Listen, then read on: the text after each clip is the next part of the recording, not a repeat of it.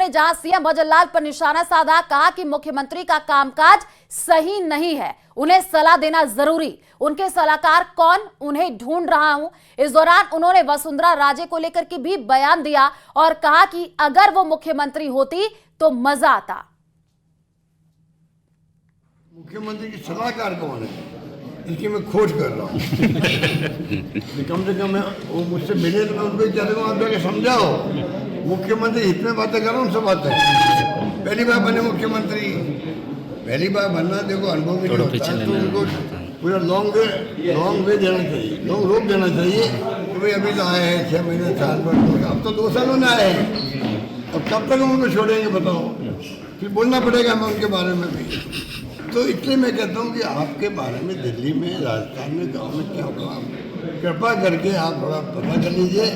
मैं उनका विरोधी नहीं हूँ, विरोधी पक्ष में हूँ, मैं व्यक्तिगत विरोधी नहीं हूँ मैं उनका।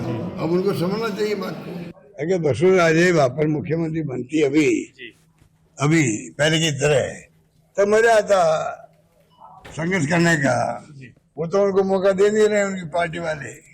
हमें इस बात का दुख भी है कि वसुंधरा जी अनुभवी है, उनको मौका क्यों नहीं मिल रहा है। साधा, कहा कि मुख्यमंत्री का कामकाज सही नहीं है, उन्हें सलाह देना जरूरी, उनके सलाहकार कौन, उन्हें ढूंढ रहा हूं। इस दौरान उन्होंने वसुंधरा राजे को लेकर के भी बयान दिया और कहा कि अगर वो मुख्यमंत्री होती तो मजा आता। मुख्यमंत्री की सलाहकार कौन है, इसकी मैं खोज कर रहा हूँ। कम से कम वो मुझसे मिले तो मैं उनको चले आप जाके समझाओ। मुख्यमंत्री इतने बातें कर रहा हूँ, उनसे बातें पहली बार बने मुख्यमंत्री, पहली बार बनना देखो अनुभव भी नहीं होता, तो उनको पूरा लॉन्ग वे देना चाहिए, लॉन्ग रोक देना चाहिए कि भाई अभी तो आए हैं 6 महीने साल भर, अब तो 2 सालों में आए हैं, अब कब तक हम उनको छोड़ेंगे बताओ, फिर बोलना पड़ेगा हमें उनके बारे में भी। तो इसलिए मैं कहता हूँ कि आपके बारे में दिल्ली में, राजस्थान में, गांव में क्या होगा, कृपा करके आप थोड़ा पता कर लीजिए। मैं उनका विरोधी नहीं हूँ, विरोधी पक्ष में हूँ मैं, व्यक्तिगत विरोधी नहीं हूँ मैं उनका। अब उनको समझना चाहिए बात को। अगर वसुंधरा राजे वहाँ पर मुख्यमंत्री बनती अभी पहले की तरह, तब मजा आता संघर्ष करने का। वो तो उनको मौका दे नहीं रहे उनकी पार्टी वाले।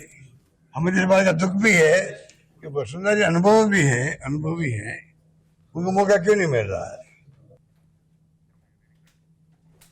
और सीकर के खाटू श्याम जी में डिब्बा गैंग के युवतियों में आपसी विवाद को लेकर के जमकर के मारपीट हो गई।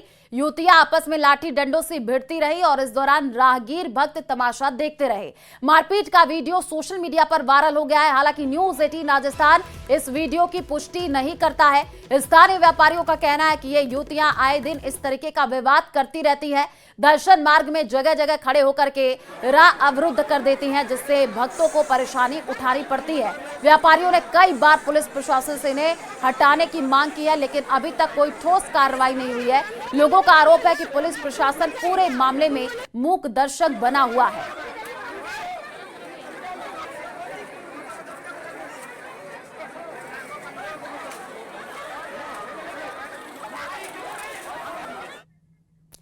भर्ती परीक्षा, कड़ी सुरक्षा। प्रदेश के 25 जिलों में आरपीएससी सीनियर टीचर भर्ती परीक्षा के पहले पाली की परीक्षा खत्म हो गई है। परीक्षा केंद्रों पर सुरक्षा के पुख्ता इंतजाम किए गए हैं। आपको बता दें कि 2129 पदों के लिए परीक्षा कराई जा रही है। 11 लाख से अधिक परीक्षार्थी पंजीकृत हुए हैं। आज से 12 सितंबर तक अलग अलग विषयों की ये परीक्षा होगी और आपको अलग अलग जिलों के परीक्षा केंद्रों की तस्वीरें दिखा रहे हैं। डूंगरपुर में 17 सेंटर बनाए गए हैं। दोनों पारियों में 13,882 परीक्षार्थी परीक्षा दे रहे। कोटा में 65 केंद्रों पर परीक्षा केंद्र बनाए गए हैं। करीब 38,000 अभ्यर्थी परीक्षा दे रहे हैं। एग्जाम सेंटरों की निगरानी के लिए 11 उड़न दस्तों की तैनाती की गई है। झुंझुनू में 46 परीक्षा केंद्र बनाए गए हैं, जिसमें 15,789 परीक्षार्थी एग्जाम दे रहे हैं। तो अलग अलग तस्वीरें आप देखिए। आरपीएससी सीनियर टीचर भर्ती परीक्षा जारी है। अलग अलग जगहों से ये तस्वीरें आई हैं। डूंगरपुर, कोटा, अजमेर, बूंदी, झुंझुनू, जहां पर 25 जिलों में परीक्षा आयोजित हो रही है। 2 पारियों में ये परीक्षा हो रही है। कड़ी सुरक्षा के बंदोबस्त है। राजस्थान लोक सेवा आयोग की ओर से आयोजित वरिष्ठ अध्यापक माध्यमिक शिक्षा विभाग भर्ती परीक्षा 2024 हो रहा है। कोटा में भी 65 केंद्रों पर परीक्षा का आयोजन किया जा रहा है और 2 पारियों में होने वाली परीक्षा में करीब 38,000 अभ्यर्थियों का नामांकन है। परीक्षा केंद्रों पर निगरानी के लिए 11 उड़न दस्तों को तैनात किया गया है। में वरिष्ठ शिक्षक भर्ती परीक्षा का आयोजन आज से शुरू हुआ है, जो 12 सितंबर तक चलने वाला है। कोटा की बात करें तो कोटा के 65 परीक्षा केंद्रों पर इस परीक्षा का आयोजन हो रहा है। 2 पारियों में यह परीक्षा आयोजित हो रही है। पहली पारी में 10 बजे से लेकर 12 बजे तक, दूसरी पारी में 3 बजे से लेकर 5:30 बजे तक इस परीक्षा का आयोजन होना है। कोटा की बात करें तो जैसा मैंने बताया 65 परीक्षा केंद्रों पर करीब 38,000 अभ्यर्थी हैं जो इस परीक्षा में भाग लेने वाले हैं। ठीक 9 बजे तक परीक्षा केंद्रों पर एंट्री दी गई, जिसके बाद में अब लॉक कर दिया गया है। किसी भी तरह से कोई भी जो कैंडिडेट है वो अब 9 बजे के बाद में जो एंट्री जो है वो नहीं दी गई है। एहतियातन अगर बात करें तो जो परीक्षा को लेकर के गाइडलाइन तय की गई है उसके हिसाब से 3 चरणों में पूरी जांच के बाद, पुलिस से चेकिंग के बाद और एक मेटल डिटेक्टर के साथ में चेकिंग के बाद में परीक्षा केंद्रों पर एंट्री दी गई है। उड़न दस्ते तय किए गए हैं। फिलहाल एक जो सरप्राइज टीम भी यहां पर आई हुई है और चेक निरीक्षण करने के लिए जांच का जो दल है वो भी यहां पर आया हुआ है बाहर। और ऐसा लग रहा बादल बेरहम हो गए हैं। प्रदेश के कई जिलों में कहर बन करके बरस रहे हैं। चारों तरफ तबाही मचा रखा है। सड़कों पर सैलाब बह रहा है, जिसमें कहीं ऑटो पलट रहा है तो कई लोग बह जा रहे हैं। नदियां, तालाब, बांध सब लबालब हो गए हैं। जिधर देखो पानी ही पानी नजर आ रहा है। 5 तस्वीरें हम आपको दिखा रहे हैं जहां बारिश के आगे जिंदगी लाचार और बेबस नजर आ रही है। तस्वीरों से आप अंदाजा लगाइए। ये देखिए, बालिका नदी में बह गई है। और धौलपुर की तस्वीर आई है। जयपुर के शाहपुरा सड़क पर टेम्पो पलट गया। उफान पर जवाई बांध है। सिरोही की तस्वीरें आपको दिखा रहे हैं। आप देखिए वहां पर क्या हालात बना हुआ है। रपट पर एक जीप बह गई है। तो अलग अलग जगहों से ये तस्वीरें जो निकल करके सामने आ रही हैं, चिंता का विषय है, क्योंकि भारी बारिश के बाद सड़कों पर जलभराव की स्थिति है। कई गांव डूब जा रहे हैं। ये तस्वीर देखिए, सड़क पर टेम्पो पलट गया है। 12 की तस्वीर, धौलपुर पर रपट पर कहीं जीप बह गई है। तो अलग अलग तस्वीरों से आप अंदाजा लगाइए कहां पर क्या हालात है। और चलिए अब आपको जयपुर के शाहपुरा से एक हादसे की खबर दिखाते हैं, जहां विनायक कॉलोनी के पास सवारियों से भरा टेम्पो सड़क पर भरे पानी में पलट गया। गनीमत ये रही कि टेम्पो धीमी रफ्तार में था, जिससे किसी को गंभीर चोट नहीं आई है। यहाँ पिछले 2 महीनों से बारिश का पानी भरा हुआ है और गड्ढे होने से आए दिन राहगीर और दोपहिया वाहन यहाँ पर दुर्घटनाग्रस्त हो रहे हैं। लेकिन नगर परिषद शाहपुरा और वार्ड पार्षद की अनदेखी के कारण स्थिति जस की तस बनी हुई है। कई बार शिकायतें करने के बावजूद समस्या का समाधान नहीं हो रहा है।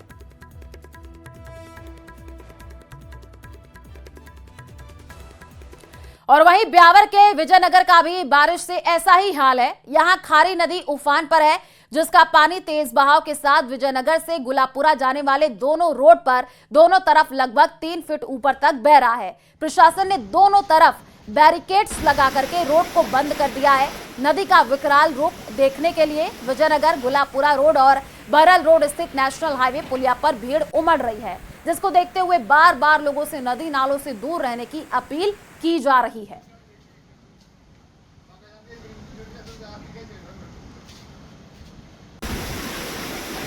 और वहीं सिरोही के आबू रोड रिको थाना क्षेत्र से भी बारिश के बीच एक हैरान करने वाली तस्वीर सामने आई है, जहां उफनते नाले में डेरी सुरपगला रपट जीप बह गई है, जिससे इलाके में सनसनी फैल गई। हड़कंप मच गया। मौके पर लोग पहुंच गए हैं। भारी संख्या में मौजूद लोग बस बहती जीप को लाचार होकर के देखते रहे। ये देखिए तेज बहाव में कैसे जीप बहती हुई नजर आ रही है। बड़ी संख्या में ग्रामीण मौके पर पहुंचे हैं और हालात क्या है एरो के जरिए आपको दिखा रहे हैं। सिरोही की ये तस्वीर है। तेज बहाव में आप देखिए कैसे एक जीप बहती हुई नजर आ रही है।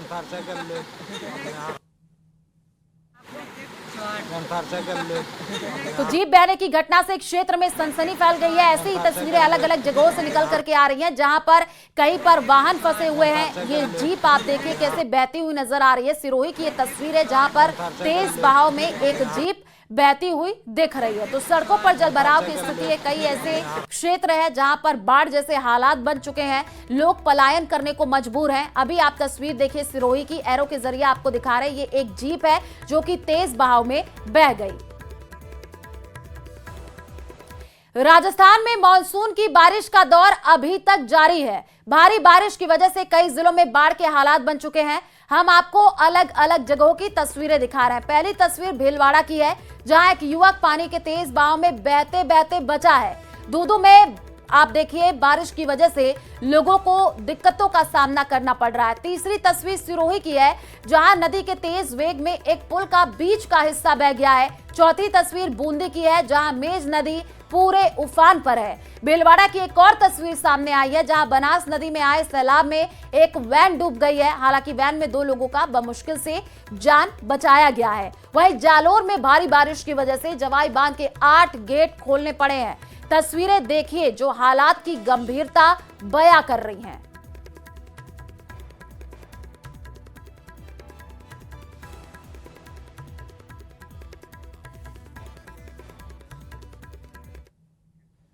और उदयपुर के झाड़ोल में लगातार बारिश के चलते झाड़ोल उपखंड में कई पुलिया क्षतिग्रस्त हो गई है।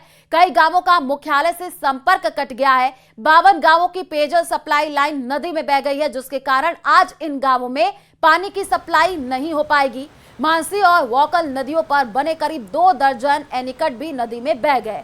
रात भर रुक रुक करके बारिश का दौर जारी रहा। नदियां अभी भी उफान पर हैं। झाड़ोल एसडीएम और तहसीलदार प्रभावित क्षेत्रों का जायजा लेंगे।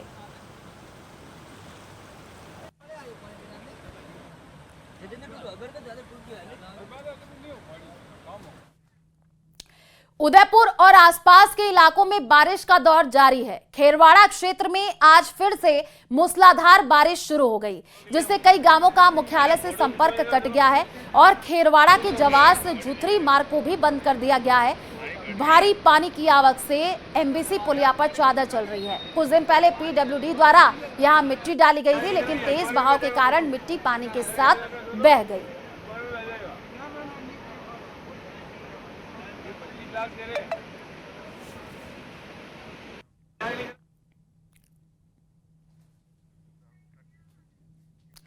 डिडवाना कुचामन जिले में मूसलाधार बारिश ने जनजीवन अस्त व्यस्त कर दिया है। परबसर क्षेत्र के छिपोलाई तालाब के ओवरफ्लो होने से तालाब का पानी शहर की मुख्य सड़कों तक पहुंच गया है। कुचामन रोड और शीतला माता मंदिर मार्ग पर 2 से 3 फीट तक पानी भर गया है, जिससे आमजन का आवागमन बाधित हो गया है।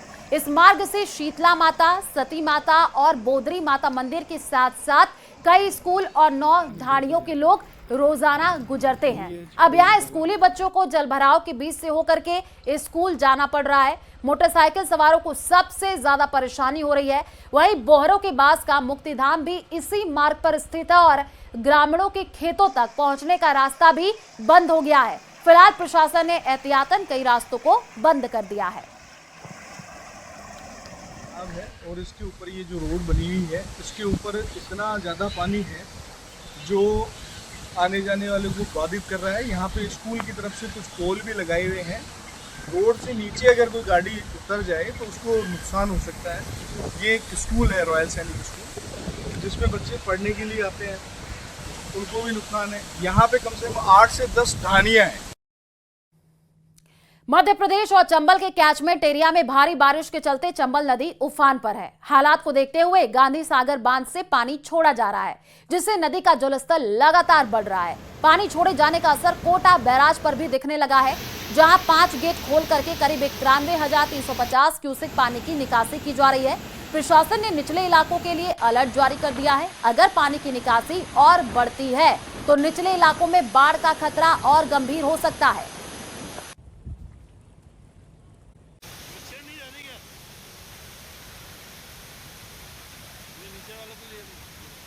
बहुत अच्छा लग रहा है। कहाँ से आए हैं आप? हम अहमदाबाद से आए हैं। आप बताइए, आप क्या कहना चाहेंगे? अच्छा है मौसम, माउंट आबू का अच्छा मौसम है, बहुत अच्छा है। बारिश में कैसे प्रोग्राम बनाया है यहाँ का आनंद लेने के लिए? आनंद लेने के, घूमने का, इधर सब जगह लग रहा है सैटरडे संडे हम यहाँ पे घूमने आए थे। हम गुजरात से आए हैं और माउंट आबू में बहुत अच्छा मौसम है। आपको भी आना चाहिए, एक बार लाइफ में आपको बारिश में माउंट आबू पे घूमना जरूर चाहिए। और नकी लेक में कुछ दिख नहीं रहा है, पर ऐसा आपको गुजरात में सबसे नजदीक प्लेस जो है वहाँ पे आपको एक बार तो जरूर घूमने आना चाहिए, आपके फ्रेंड्स के साथ, फैमिली के साथ। बहुत अच्छा मौसम। डूंगरपुर के लोहारवाड़ा महात्मा गांधी सरकारी स्कूल का बरामदा बीती रात भरभरा करके ढह गया। बरामदे के आसपास के 3 कमरे क्षतिग्रस्त हो गए हैं। रात का समय होने से स्कूल खाली था, जिससे बड़ा हादसा होने से टल गया। बरामदे के 2 पिलर पहले से क्षतिग्रस्त हो चुके हैं। स्कूल के 8 कमरे इस वक्त जर्जर हालत में हैं। ये सभी हादसे को न्योता दे रहे हैं। वहीं स्कूल प्रशासन ने इन कमरों में बच्चों को बैठाने से इनकार कर दिया। स्कूल में पहली से लेकर के 10वीं तक के 180 विद्यार्थी पढ़ते हैं और इस वक्त सिर्फ 3 कमरे बचे हैं। ऐसे में बच्चों को कमरे में बैठाकर पढ़ाना मुश्किल हो रहा है। प्रिंसिपल ने स्कूल के लिए वैकल्पिक व्यवस्था करने की मांग रखी है। उन्होंने बताया कि इसे लेकर के पहले भी शिक्षा विभाग और प्रशासन को अवगत करवाया गया है।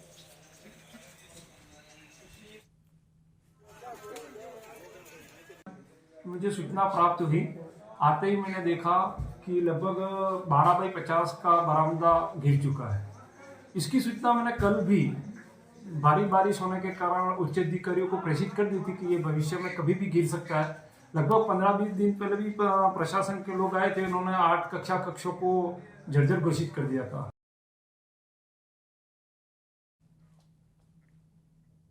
और पाली जिले में स्थित जवाई बांध के गेट खोले जाने के बाद जवाई नदी में तेज उफान आ गया है, जिससे नदी के किनारे बसे कई गांवों में पानी भर गया है। और इस जल प्रलय से सबसे ज्यादा प्रभावित तखतगढ़ कस्बा हुआ है, जो पूरी तरीके से जलमग्न हो गया है। तखतगढ़ की अधिकांश कॉलोनियों में 1 से 2 फीट तक पानी बह रहा है। महावीर बस्ती, नेहरू रोड, गौरव पथ और खरसियावास जैसे प्रमुख इलाकों में भी पानी भर गया है। लोगों के घरों और दुकानों में पानी घुसने से काफी नुकसान हुआ है। जनजीवन अस्त व्यस्त हो गया है। स्थानीय लोगों को सुरक्षित स्थानों पर पहुंचाया जा रहा है और बचाव कार्य लगातार जारी है। तो देखिए, हम आपको 2 तस्वीरें दिखा रहे हैं। कई गांव कस्बे जलमग्न हो गए हैं, जवाई बांध के गेट खोले गए हैं, नदी के किनारे बसे कई गांव प्रभावित हुए हैं। तखतगढ़ जो कस्बा है वो पूरी तरीके से जलमग्न हो गया है। दूसरी तस्वीर आप देखिए, कैसे लोग फंसे हुए हैं। वाहन चालकों को काफी ज्यादा दिक्कत हो रही है क्योंकि उनकी गाड़ी पानी में फंस जा रही है। पहली तस्वीर आप देखिए, जवाई बांध के गेट खोले गए हैं, तो अलग अलग तस्वीरें सामने आ रही हैं जो कि विचलित कर देने वाली हैं, परेशान कर देने वाली हैं, क्योंकि बारिश की वजह से, जलभराव की वजह से आम जनजीवन प्रभावित हो रहा है।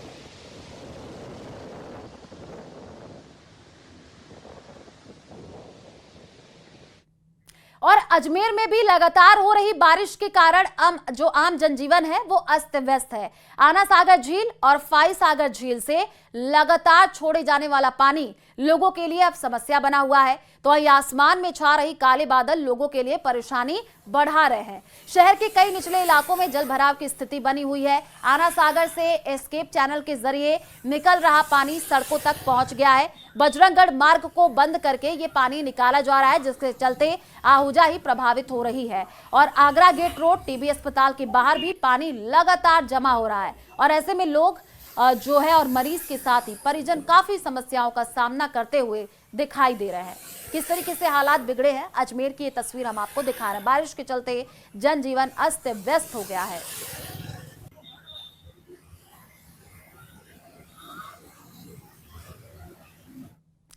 सिरोही में भारी बारिश का कहर देखने को मिल रहा है। भीषण बारिश के चलते मकान भरभरा करके गिर गया है। गनीमत ये रही कि हादसे के वक्त घर में कोई मौजूद नहीं था, नहीं तो बड़ा हादसा हो सकता था। सूचना पर नगर परिषद की टीम मौके पर पहुंची है। हादसा राठौड़ लाइन इलाके का बताया जा रहा है। ये तस्वीर आप देखिए, बारिश का कहर है, भरभरा करके मकान गिरा है। और ये सिरोही की पहली तस्वीर नहीं है, ऐसे ही कई जगहों से तस्वीरें आ रही हैं जहां पर जो मकान है वो जर्जर हालातों में है और भारी बारिश की वजह से वो मकान गिर जा रहे हैं। बारिश का कहर सिरोही में देखने को मिला है। आप देखिए, राठौड़ लाइन में ये जर्जर मकान है जो कि गिरा है।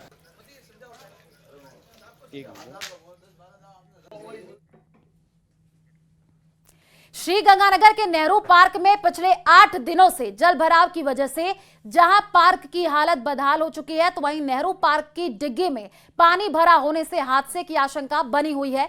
5 से 6 फीट पानी भरी होने की वजह से बच्चे उसमें नहाने के लिए उतर जाते हैं, जिससे हादसा होने की आशंका बनी रहती है। नेहरू पार्क आए लोगों का ये कहना है कि पानी भरने से मच्छर भी पनप रहे हैं। जिला मुख्यालय के बदहाल नेहरू पार्क के हालातों का जायजा लिया है हमारे संवाददाता ने, देखिए।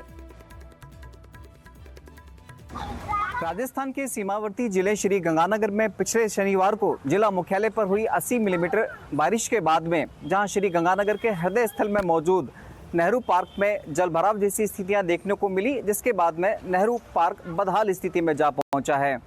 बारिश थमने के तकरीबन 1 सप्ताह बाद भी श्री गंगानगर के नेहरू पार्क में पानी जमा होने की वजह से स्थितियां बद से बदतर हो चुकी हैं, जिसका सबसे ज़्यादा खामियाजा यहां मॉर्निंग वॉक पर आने वाले लोगों के साथ ही रोज़मर्रा गार्डन में शरण लेने के लिए पहुंचने वाले लोगों को उठाना पड़ रहा है।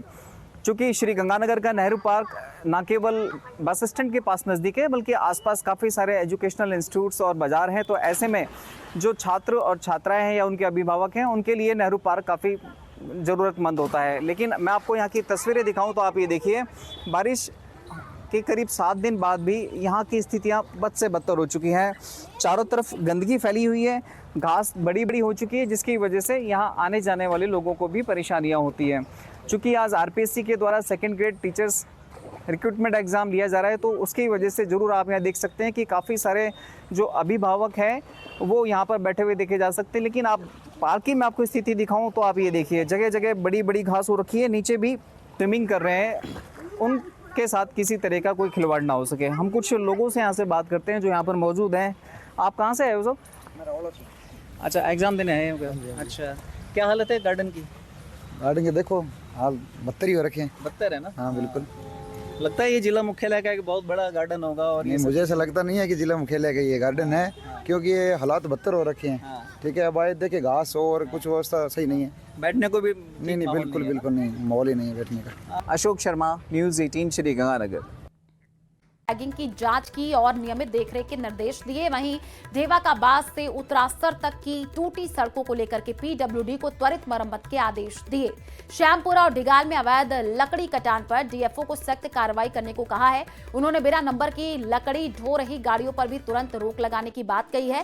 साथ ही अतिवृष्टि से प्रभावित किसानों के नुकसान की भरपाई के लिए गिरदावरी कार्य जल्द पूरा करने के निर्देश दिए हैं।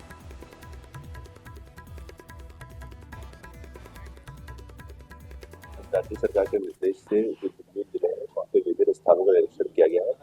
सर्वप्रथम तो ऐसे स्कूल्स वगैरह देखे गए जो जर्जर अवस्था में जिनकी गिरने की संभावना है, तो उनको सुरक्षित रखा गया है कि नहीं गया, बच्चों के लिए क्या व्यवस्था की है, साथ में उनके एस्टिमेट्स वगैरह तैयार हो गए हैं कि नहीं हुए, जिससे जल्दी से उनको रिपेयर कराया जा सके।